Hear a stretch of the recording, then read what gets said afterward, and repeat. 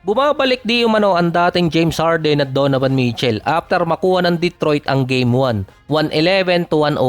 Nasa 22 points, 8 rebounds, 7 assists si James Harden, kaso 1 out of 7 siya mula sa 3-point area. Ang pinaka-crucial pa ni Harden noong third quarter, doon kasi lumayo ng bahagya yung Detroit dahil sa tatlong turnover niya na na-convert pa ng Pistons.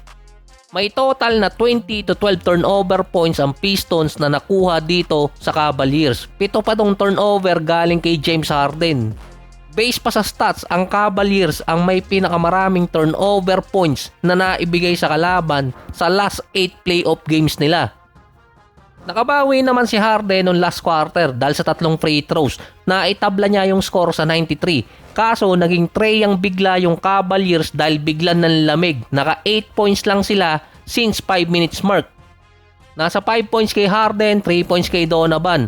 Nasa 23 points, 9 out of 90 naman, 4 rebounds sa 2 assists si Donovan Mitchell. Meron pa siyang 4 na 3-point shot nung game 1. Kaso bahagyang kinapos pa rin ang bandera niya. Meron pa naman tendency na hindi natatapos ni Donovan yung second round dahil either nagkakaroon siya ng injury or bumababa yung laro niya.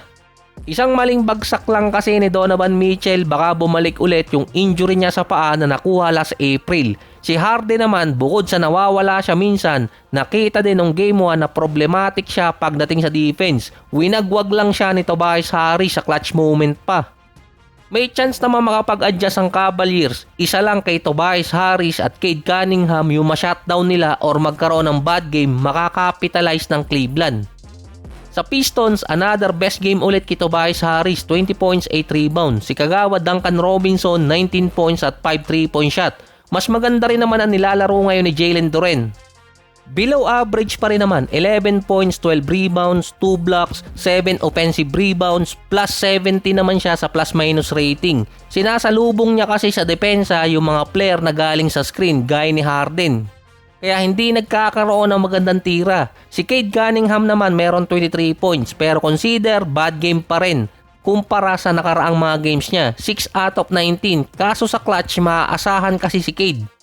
Meron pa siyang 9 out of 11 mula sa free throw area. Yung Cavaliers naman, kailangan nilang masilat yung game 2 para magkaroon sila ng advantage sa game 3 and 4.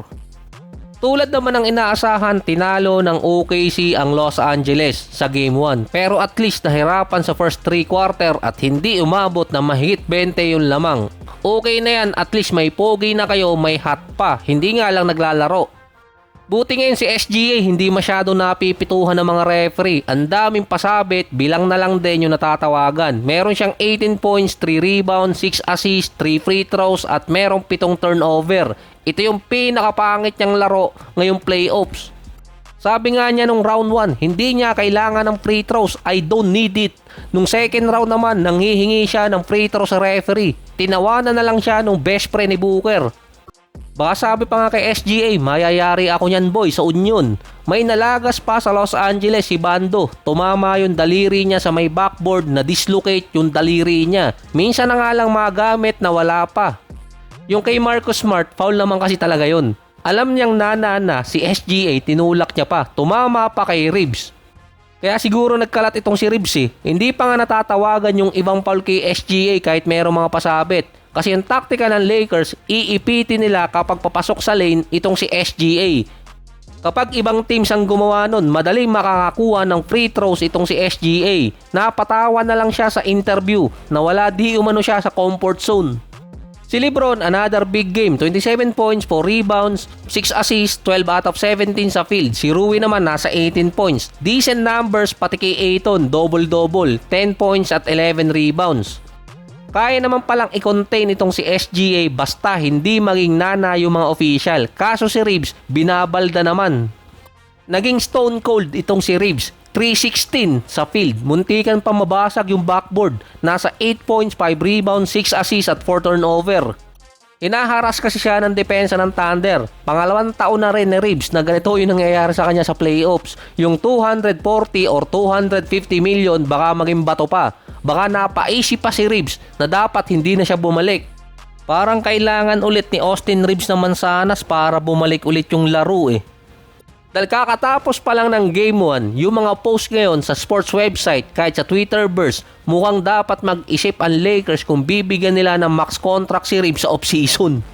Nasa 4 na players yung pinagpalit-palitan sa kanya para depensahan eh. Si Luke Kennard hindi pa ulit nagpaparamdam, mukhang nag-jogging ulit sa loob ng 29 minutes. Kahit pa meron siyang 7 points, 5 rebounds, kaso 1 out of 4 sa field at nasa 4 out of 4 naman mula sa free throws. Kaya sa comment ng mga fans na bad game na nga si Reeves, binababad pa. Wala naman kasing ipapalit si Redick. Yung ipinapalit niya hindi rin naman masyadong tumitira. Yung isa madulas pa yung kamay. Sa rotation ng Lakers, meron silang 8 players na ginamit. Yung at least 10 minutes pataas. Ang Thunder, merong 10. Kaya laging fresh leg agad yung team nila. Si AJ Mitchell naka 18 points sa starting unit. Pero si Holmgren nag-dominate din. 24 points at 12 rebounds. May kasama pang 3 blocks. Sa second unit ng Thunder, si Jared McCain ang top scorer, 12 points at 4 out of 5 sa 3-point area. So ito nabasa ko lang ha, kaya daw 5% or 12% Pinoy ito si Jared McCain dahil inampon yung nanay niya dati ng PhilAm. So nabasa ko lang yun sa isang interview niya. Saka nung pumasok din sa NBA itong si Jared McCain, uso kasi noon ang mga minorities. Kaya Pinoy ko na yung tawag ko dyan eh. Wala lang, sinare ko lang. Yung second unit ng Thunder, andun pa si Cason Wallace at si Caruso. Mga perimeter defender. Yung starting 5 pa ng Thunder, double big man ang ginagamit. Kaya kapag pinasok yung second unit ng Thunder, fresh leg. Tapos kapag binalik ulit yung starting 5, fresh leg ulit. Ang Lakers, limitado lang yung pinaiikot nila sa rotation. 4 na players ng Lakers sa starting unit ang naglaro ng 32 minutes pataas. Si LeBron at si Rui nasa 36 minutes pa.